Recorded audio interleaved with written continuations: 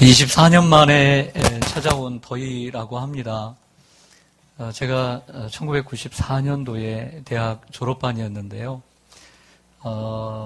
여름이었어요. 예.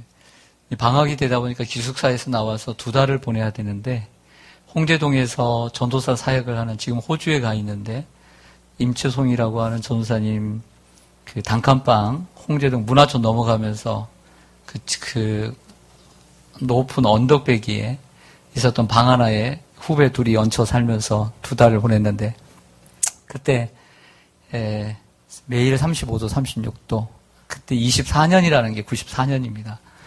이제 신대원 준비하면서 하는데, 집에는 밥하고 김치밖에 없었어요. 쌀하고 김치. 제대로 먹나요? 먹지 않아서 매일 방에서 힘들어했던 때가 생각이 납니다. 영양실조까지 걸렸었는데, 우리 성도님들 너무 덥고 힘들어서 어떻게 지내시나 마음만 그렇습니다. 건강들 조심하시고, 혹이라도 필요한 거 있으시면 말씀하시고 교회로 그렇게 하시길 바랍니다. 요한복음 속에는 7가지의 기적만 기록되어 있습니다. 그래서 다른 복음서에서는 기적이라고 말하지만 요한복음 속에서는 표적이라는 단어를 사용을 합니다. 미러클이 아닌 사인, 이렇게 표시가 되어 있죠. 그런데 왜 표적으로 기록되어 있는가? 표적이라는 말은 어떤 감추어진 것을 드러나는 어떤 흔적이라고 할 수 있습니다. 그러므로 그 기적만 봐서는 안 되고, 그 기적 속에 숨겨진 하나님의 메시지, 숨겨진 메시지, 핵심의 메시지를 우리가 찾아야만 하는 것이죠. 요한복음에 나타난 이러한 7가지의 표적을 기록한 이유는 말미에 이렇게 쓰고 있습니다. 요한복음 20장 30절을 보면, 예수께서 제자들 앞에서 이 책에 기록되지 아니한 다른 표적도 많이 행하셨다. 즉 많은 표적과 기사가 있지만 7가지의 표적만 기록한 그 이유는, 오직 이것을 기록함은 너희로 예수께서 하나님의 아들 그리스도이심을 믿게 하려 함이요, 또 너희로 믿고 그 이름을 힘입어 생명을 얻게 하려 함이니라. 즉 말미에 이렇게 7가지의 기적만 기록한 이유를 예수 그리스도께서 하나님의 아들 되심을 믿게 하고 그를 믿음으로써 영원한 생명을 누리게 하기 위함이라고 쓰고 있다는 것이죠. 그러므로 오늘 우리의 이 첫 번째 기적인 표적인 가나의 혼인잔치의 기적도 마찬가지입니다. 겉으로 드러난 내용만 알고 아 그렇구나 이렇게 지나가면 마치 이 더운 여름날에 수박을 하나 샀는데 안에 건 빨간 것은 다 버리고 그냥 하얗고 푸른 것만 먹는 것과 같은 것이죠. 그 안에 들어있는 핵심 메시지를 우리가 깨닫고 가기를 간절히 소망합니다. 사람은 모두 오늘 혼인잔치처럼 행복하고 싶어 해요. 혼인잔치처럼 늘 즐겁고 늘 풍성하고 싶어 하죠. 하지만 바라는 만큼 우리의 인생은 혼인잔치 같지 않아요. 왜냐하면 우리가 바라는 만큼 채워지지 않기 때문이고 또 원하는 만큼 이루어지지 않기 때문이에요. 오늘 혼인잔치의 중요한 음식이었던 포도주가 떨어졌습니다. 잘 아시는 대로 중동의 잔치에 필요한 가장 중요한 음료는 포도주였던 것이죠. 근데 이 포도주가 떨어지고 말았습니다. 우리의 인생과 같은 것입니다. 어제는 우리가 배불렀습니다. 어디 뷔페 가서 많이 배부르게 먹었지만 오늘은 계속 배부른 게 아니에요. 오늘은 다를 수 있는 거죠. 뭔가 떨어지고 뭔가 부족합니다. 그 요한복음의 그 7가지의 기적을 제가 이렇게 추려보니까요. 이런 특징이 있어요. 먼저는 요한복음 오늘 2장에 나오는 이 가나의 혼인잔치에 비유해 보면 중요한 포도주가 떨어졌어요. 요한복음 4장에 보면 수가성에 한 사마리아 여인이 있는데 이전에 남편 5이 있었는데 만족이 없어요. 그리고 이제는 목마르지 않는 물을 필요로 하고 있는 모습을 보게 됩니다. 요한복음 또 4장에 보면 왕의 신하가 나오는데 고위 관료예요. 하지만 그 높은 지위를 가지고 있었던 신하에게는 병들어 죽게 된 아들이 있습니다. 아무리 세상에 고위 관직, 명예를 얻어도 아들 하나 고치지 못하는 그 아들을 고쳐줄 의사가 필요로 했습니다. 요한복음 5장에는 베데스다 연못에 38년 된 병자가 있었습니다. 천사가 언제 어느 때 내려와서 물을 동할 때 자기를 넣어줄 사람이 필요했어요. 그 사람이 필요했어요. 근데 사람이 없었어요.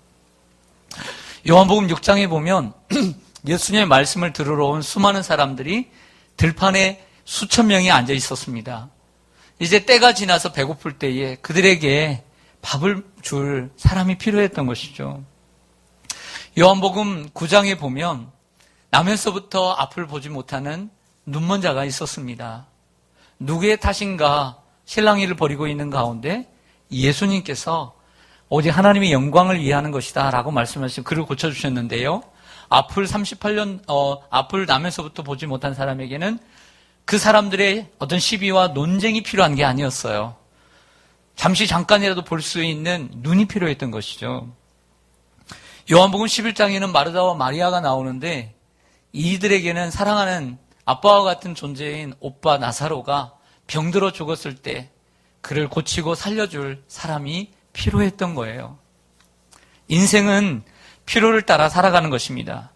여러분, 우리가 돈이 필요하면요, 남이 시키지 않아도 나가서 일하는 거예요. 돈이 필요하면. 왜 돈을 법니까? 내가 필요하니까 돈을 버는 거예요. 여러분, 사람이 지식이 필요하면 공부하는 거예요. 지식이 필요 없다 생각하니까 공부 안 해도 살 것 같은 공부 안 하는 거예요.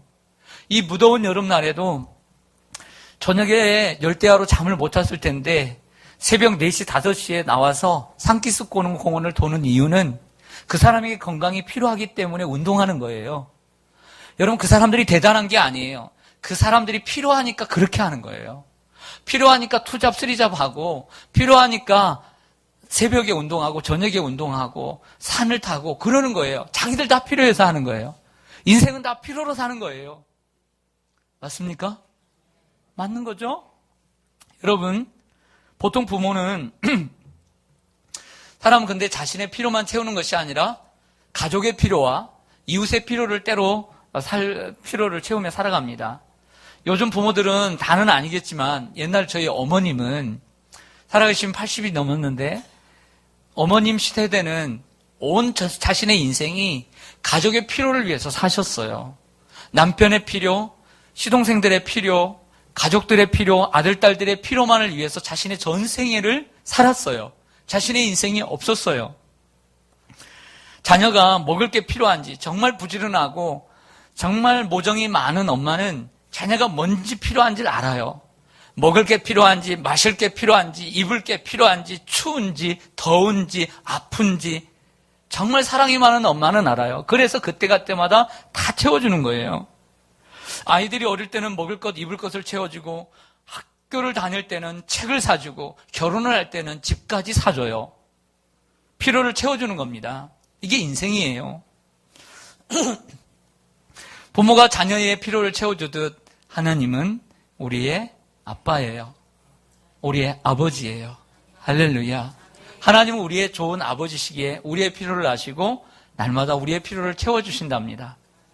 창세기로 가보면 하나님이 천지를 창조하는 창세기를 보면 우리 인간을 만드실 때 마지막 날에 인간을 만드시고 인간을 위한 세상을 만드셨습니다.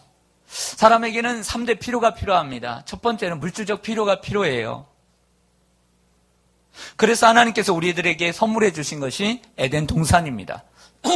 먹게 하고 마시게 하고 좋은 환경이 필요한 것이죠. 하나님에게는 에덴 동산이라는 게 필요 없어요. 하나님은 어느 곳에서나 영원 전부터 계시니까. 그러나 사람을 위해서 에덴 동산을 지으신 거예요. 이게 하나님의 사랑이죠. 사람은 우리가 먹고 살 수 있는 돈이 필요하고 떡이 필요하고 좋은 환경이 필요합니다.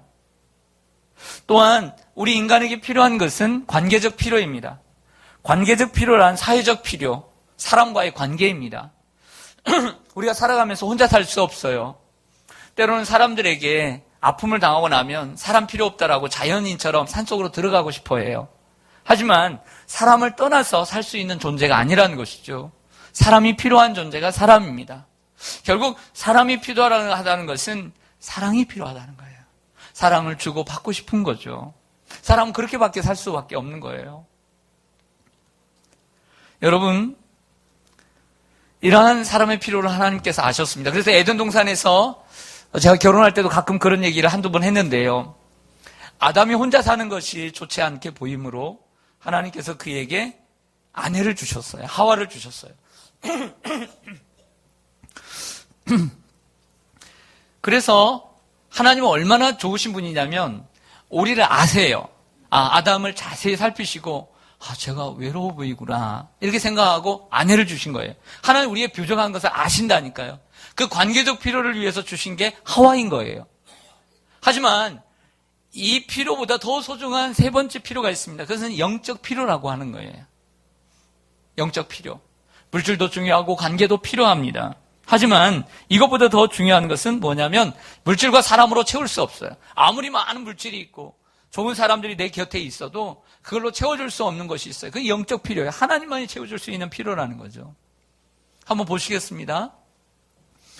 이사야 55장 1절과 2절을 보면 오호라 너희 목마른 자들아 물로 나오라 돈 없는 자도 오라 너희는 와서 사 먹되 돈 없이 값 없이 와서 포도주와 젖을 사라 너희가 어찌하여 양식이 아닌 것을 위하여 은을 달아주며 배부르게 못할 것을 위하여 수고하느냐. 여기 양식이 아닌 것, 배부르게 못할 것 밑줄 긋고요.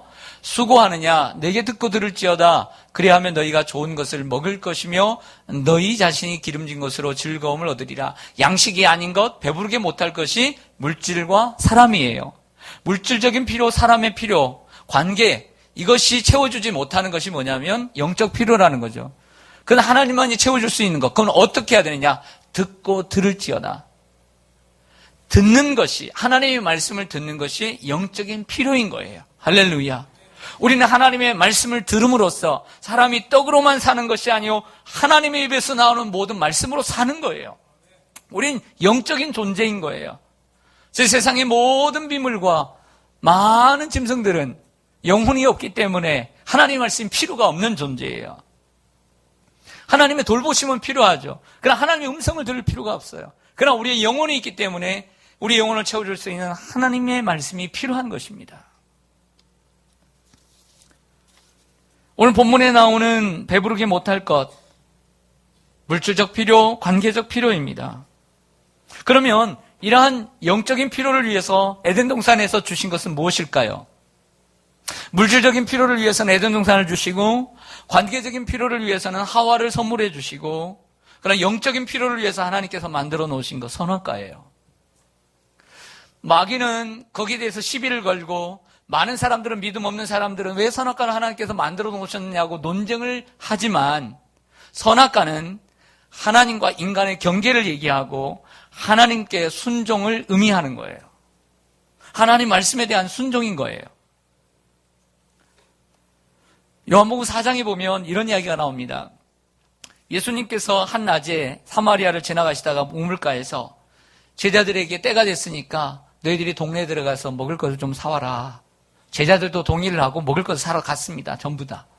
그 제자들이 없는 동안에 누가 그 대낮에, 그 뜨거운 대낮에 남편 5이 있었던 한 여인이 물동이를 이고 물을 기르러 온 거예요. 그래서 얘기를 시작합니다. 가정사 얘기도 하고 목마르지 않은 물을 필요로 한다고 하고 그러면서 예배하는 장소에 대해서 얘기하다가 예배에 대한 이야기를 하다가 예수님께서 자신을 공개를 하십니다. 자신이 메시아이심을 보여주죠. 예수님이 하나님의 아들 그리스도이심을 깨닫고 경험하게 된 이 여인이 물동이를 그곳에 버려두고 그리고 동네로 들어가서 내가 그리스도를 보았다. 예수가 그리스도라고 외치게 됩니다. 그러자 이 시장을 보러 갔던 제자들이 먹을 것을 사가지고 예수님께 와서 예수님 시장하셨죠? 잡수세요 라고 내놓자 그때 예수님께서 하신 말씀 보세요. 요한복음 4장 33절 시작. 예수께서 이르시되 나의 양식은 나를 보내신 이의 뜻을 행하며 그의 일을 온전히 이루는 이것이니라. 아멘. 이게 뭐냐면 예수님이 양식 이것 먹었다는 거예요. 그래서 제자들이 어떻게 이해를 하냐면 예수님께서 그 사이에 다른 사람이 뭔가를 갖다 줘서 식사를 하셨나 보다 이렇게 생각을 했다고 그래요. 그거 오해죠. 예수님이 말씀하신 양식이란 영의 양식을 얘기하는 거예요. 하나님의 뜻을 행하며 그의 일을 온전히 이루는 것. 이것이 영적 필요의 양식이라고 하는 것이죠. 즉, 여러분 우리는 열심히 해서 먹고 사는 거 중요해요. 그렇게 살아야 돼요. 가정도 부양하고 내 삶을 풍요롭게 만드는 일에 있어서 열심히 노력해야 돼요. 또 사람과의 관계를 위해서 노력할 필요가 있습니다. 사람이 좋은 사람들이 내게 그냥 붙어집니까? 좋은 관계가 그냥 이루어집니까? 좋은 관계란 수고와 헌신을 통해서 또한 대접을 통해서 어떤 양보를 통해서 이루어지는 것이 좋은 관계입니다. 피나는 노력이 필요한 것이죠. 인간관계도. 하지만 우리는 그렇게만 사는 것이 아니에요. 우리는 하나님을 섬김으로써 하나님이 주시는 양식을 먹음으로써 사는 거예요. 그게 뭡니까? 예수님이 요한복음에 이렇게 말합니다. 하나님의 일이란 하나님을 믿는 것이다. 하나님을 믿는 것이 하나님의 일이니라. 이렇게 말해요. 우리가 하나님을 잘 믿어야 돼요. 하나님을 잘 믿는 것이 영의 양식인 줄로 믿습니다. 하나님을 잘 믿고 하나님 말씀에 순종하는 것이 우리의 영혼의 양식인 것이죠. 그래서 우리는 때로는 기쁘면 밥 안 먹어도 배부른다라고 하는 것이 돈을 위해 살아면 우리가 돈을 많이 가지고 있어 보세요. 한두 개 안 먹어도 배불러요. 좋은 일 있어 보세요. 한두 개 안 먹어도 배부른 거예요. 그러나 영혼의 양식을 깨달은 사람은요, 하루를 안 먹어도 배부를 수가 있어요. 기쁨이 있는 것이죠.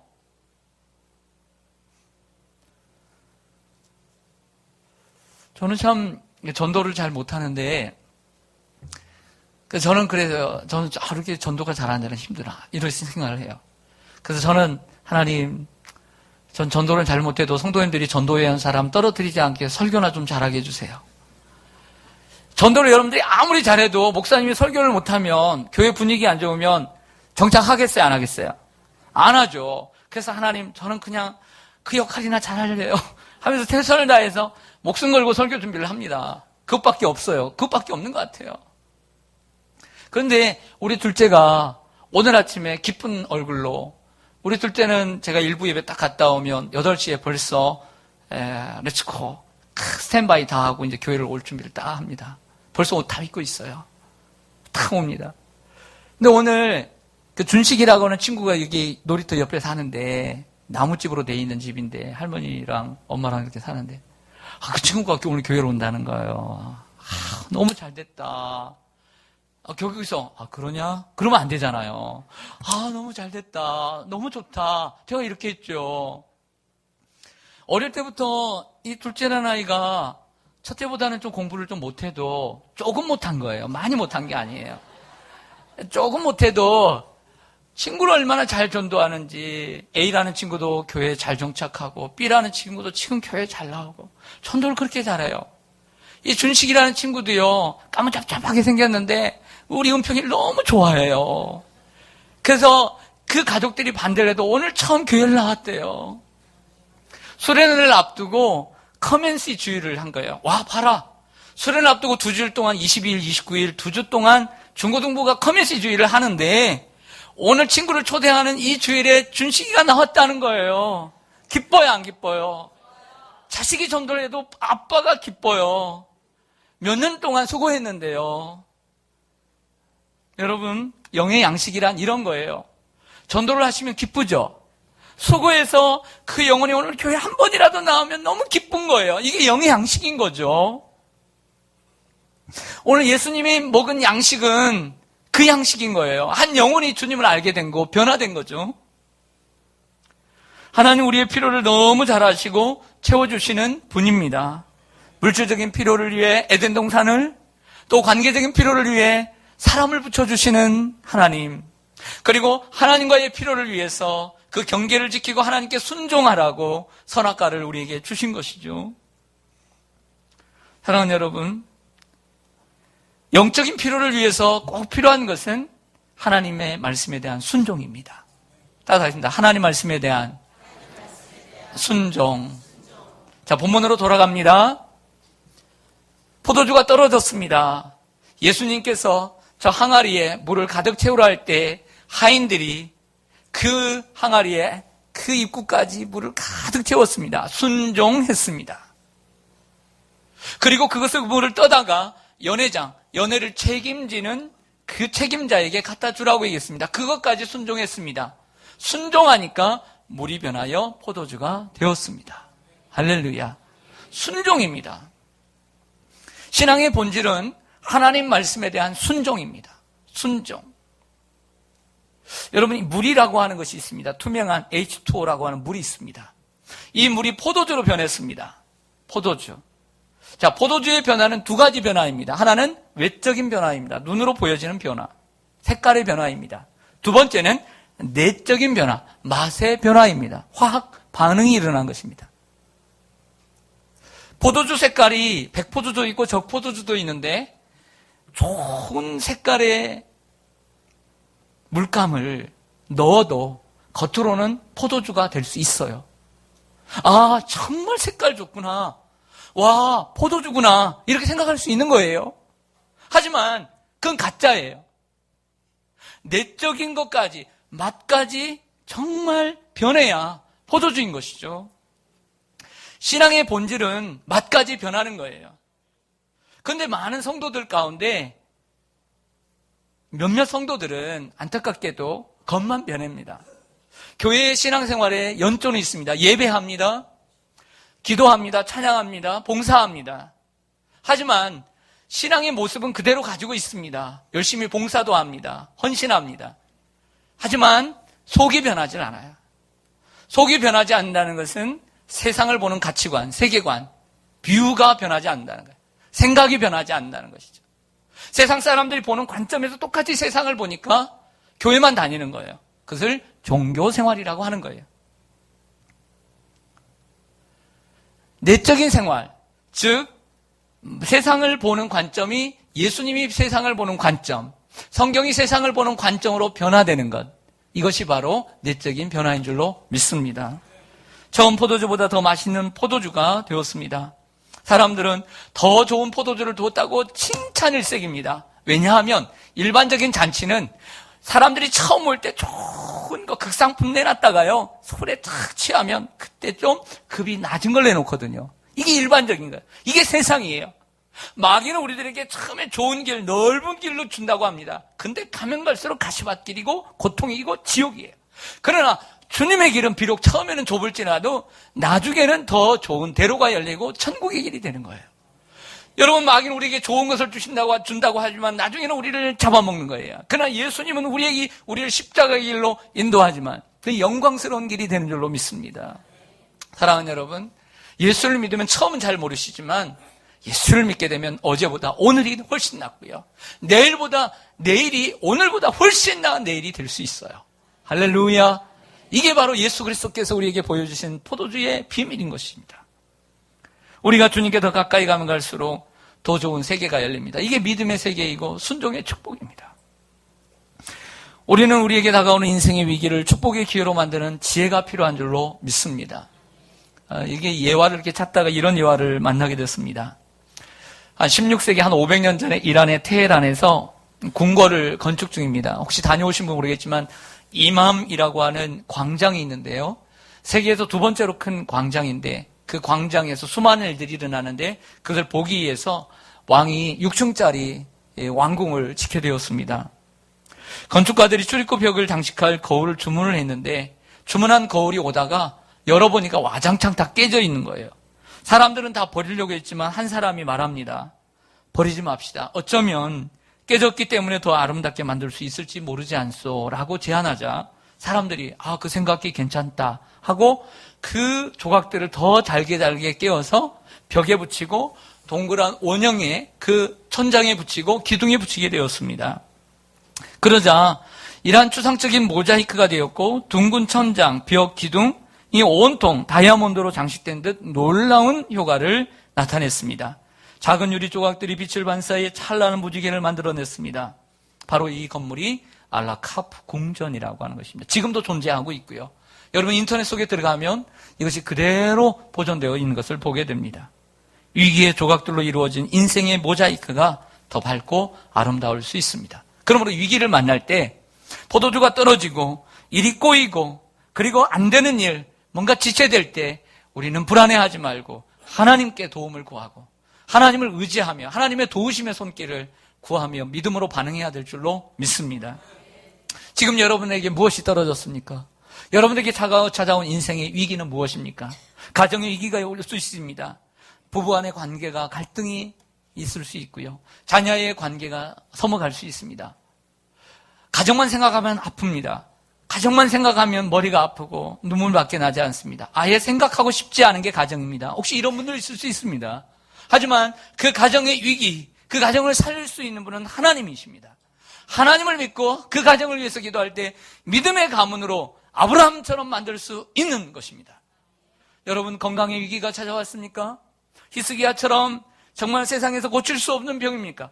하나님 앞에 구하십시오. 히스기야처럼 고쳐주실 것입니다. 혹이라도 고질병, 난치병이 있습니까? 사도 바울은 육체의 가시를 가지고 있었습니다. 때로는 고난은 극복해야 되지만 가시는 함께 가야 하는 것입니다. 가시를 너무 떨쳐보려고 하지 마십시오. 고질병이 있다면 평생 가면 어떻습니까? 약 먹으면. 그 약함을 통해서 하나님이 강하시고 그리스도의 능력이 나타난다면 우리도 하나님 앞에 드려야 할 줄로 믿습니다. 물질의 위기가 있을 수 있습니다. 부도가 날 수 있고 부채가 많을 수 있습니다. 계속되는 이러한 부채로 인해서 이자를 감당해야 할 수 있습니다. 수고했지만 얻은 것이 없습니다. 때로는 월급을 제대로 받지 못했습니다. 하지만 그때 기도함으로 우리 하나님의 도우심을 구해야 합니다. 하나님 우리를 빈배의 인생을 만선으로 인도하실 것입니다. 자녀의 위기가 있을 수 있습니다. 하나님은 때때로 이 신하의 왕의 신하처럼 자신의 인생은 넉넉한데 이 자녀로 인해서 가슴 아픕니다. 자녀로 인해서 어디 가서 자랑을 못해요. 하나님은 그 자녀로 인해서 겸손하게 하시고 도리어 하나님 앞에 기도하게 하십니다. 지금 여러분에게 찾아온 위기를 축복의 기회로 만드시길 바랍니다. 여러분들 인생의 진로가 막막할지라도 여러분들 세상을 안탄하지 말고 하나님 앞에 구하는 여러분들 되시기를 소망합니다. 자, 중요한 이야기를 하겠습니다. 그렇다면 이 기적의 이야기의 본질, 핵심, 숨겨진 메시지가 무엇인가? 그걸 알아야 된다고 했죠. 말씀드렸지만 물이 포도주로 변했습니다. 그런데 이것을 갖다 놓자 그 갖다 준 하인들과 제자들은 알고 믿었지만 사람들은 술맛만 보고 하나님의 영광을 보지 못한 사람들이 많습니다. 그냥 맛 좋은 술이구나 하고 술맛은 봤지만 예수님의 영광을 보지 못한 이들이 많았다는 것이죠. 여기서 주님의 영광을 보았다는 것은 예수님이 하나님의 아들이심을 말씀합니다. 오늘 마지막 절 한번 보시죠. 이렇게 마치고 있습니다. 예수께서 이 첫 표적, 첫 번째 기적이거든요. 이 물이 포도주로 변한 것이. 갈릴리 가나입니다. 그러니까 아프리카 가나가 있고 갈릴리 호수에서 갈릴리에서 10여 킬로 떨어진 가나가 있어요. 이 가나에서 행하여 그의 영광을 나타내시면 뭘 나타내요? 영광을 나타냈어요. 생각합니다. 오늘 이 잔치집 막 여러 사람들이 왔다 갔다 하고 시끄럽고 막 춤추고 노래하고 술 더 줘, 술 더 줘, 뭐 더 줘, 더 줘, 뭐 이러한 가운데서 그리고 물이 떨어지고 그리고 포도주를 만드는 이 복잡한 상황 가운데 주님의 영광이 있다는 거예요. 그런데 어떤 사람은 술맛만 보고 들어가고 떠나간 사람이 있지만 주님의 영광을 본 사람이 있다는 거죠. 주님이 분명히 이곳에 주님의 영광을 보여주셨다는 거예요. 우리 주님의 영광을 봐야 되는 거예요. 주님의 영광이 어디 있어요? 번쩍. 이게 주님의 영광이라. 아니에요. 이런 일 없어요. 주님의 영광이란 오늘 이 사건 속에서 예수 그리스도가 누군가를 아는 거예요. 예수 그리스도를 알 때 주님의 영광을 보게 되는 거예요. 주님을 알고 믿을 때 주님의 영광이 보이게 되는 거예요. 꼭 본다 그러니까 뭘 봐야 되는 것처럼 주의 영광이 이곳에 가득해. 뭔가를 좀 보려고. 아니에요. 주님의 영광은 주님의 말씀을 믿음으로 믿는 사람은 주님의 영광을 보는 거예요. 이런 여러분들 되시길 바랍니다. 예수가 이 물동이를 버리고 간 이 여인처럼 그 대화를 통해서 들었잖아. 예수님 말씀을 들음으로써 이분이 예수 그리스도구나. 이 여인이 본 것이 뭐냐면 예수님을 통해서 그 속에 있는 주님의 영광을 본 거예요. 이게 주님의 영광을 보는 거예요. 아는 거예요. 요한복음 17장 3절에 보니까 영생은 참 하나님과 그가 보내신 자 예수 그리스도를 아는 것이니라. 알아야 돼요. 알 때 우리가 주님의 영광을 보게 되는 것입니다. 여러분, 우리 부모님은, 저희 부모님도 그렇고 여러분들 부모님도 그렇고 우리의 필요를 채우시기 위해서 인생을 사셨습니다. 먹을 거, 입을 거, 마실 거, 정말 자신은 제대로 못 먹어도 우리의 끼니, 새끼 다 챙겨주시고요. 사시사철 필요한 옷을 준비시켜 주시고, 뭔가를 바라지 않고, 대가를 바라지 않고 키워주셨습니다. 근데 좀 부모가 그럴 수 있잖아요. 다 키워놓고는 내 애들도 이제 결혼하고, 이제 직장을 뭐 든든하게 더 갖고 그러면 이렇게 말할 수 있잖아. 내가 먹여주고 입혀주고 키워주고 다 했으니까 너희들이 남은 삶 책임져줘라. 할 수 있어요, 없어요? 있죠. 있습니다. 근데 이제 요즘은 지혜로워서 이제 그렇게까지 짐을 안 지우려고 생각들 하는 게 우리 부모 아닙니까? 그러나 자녀의 필요를 이렇게 채워주면서 그 부모가 바라는 것이 있어요. 내 삶 책임져 달라. 그것보다 더 중요한 게 있어요. 먼저 아세요? 얘야, 내가 너를 낳아서 길러서 너의 필요를 이렇게 채워준 것이 내가 너에게 뭘 바라서 그런 줄 아니? 아니란다. 바로 내가 너를 사랑한다는 것을 네가 알기 위해서. 다만 내가 내 아빠라는 것, 내가 너희들의 엄마라는 것 알아줬으면 좋겠다. 이거예요. 오늘 예수님께서 우리의 필요를 채워주시려고 우리 가운데 오십니다. 근데 예수님께서 그 물을 포도주로 만드시고 난 다음에 사람들은 대부분인데, 와, 놀라운 일이네. 와, 기적이다. 능력 많네. 와, 원더풀. 와, 썬파워네. 대단하다. 야, 이렇게만 알고 가는 사람들이 많단 말이죠. 그러나 예수님께서 그까짓 거 물을 포도주로 바꾸면서 내가 얼마나 예수님이 그런 걸로 기뻐하실 것 같아요? 아니죠. 예수님이 정말 바라는 것은 내가 누구인가를 너희들이 알았으면 좋겠다는 거예요. 나는 창조주 하나님이시고 너희를 구원하신 분이고 구원한 사람이고 내가 너 구원한 이고 나는 너의 하나님의 아들 그리스도라는 것을 알게 하려고 했던 것이죠. 그렇게 주님을 알 때 그 속에서 우리가 주님의 영광을 보게 되는 줄로 믿습니다. 여러분들의 삶 가운데 주님의 영광을 보는 이러한 일들이 있기를 원합니다. 그래서 하나님의 기적 속에서 하나님 필요합니다. 기적 좋죠. 기적으로 끝나지 말라는 얘기예요. 그 속에서 하나님께서 나에게 행해 주신 그분이 누구인가? 그분이 누구인가를 보여주는 것이 요한복음 속에 나타난 표적이라는 거예요. 그분이 누구인가? 기도하겠습니다.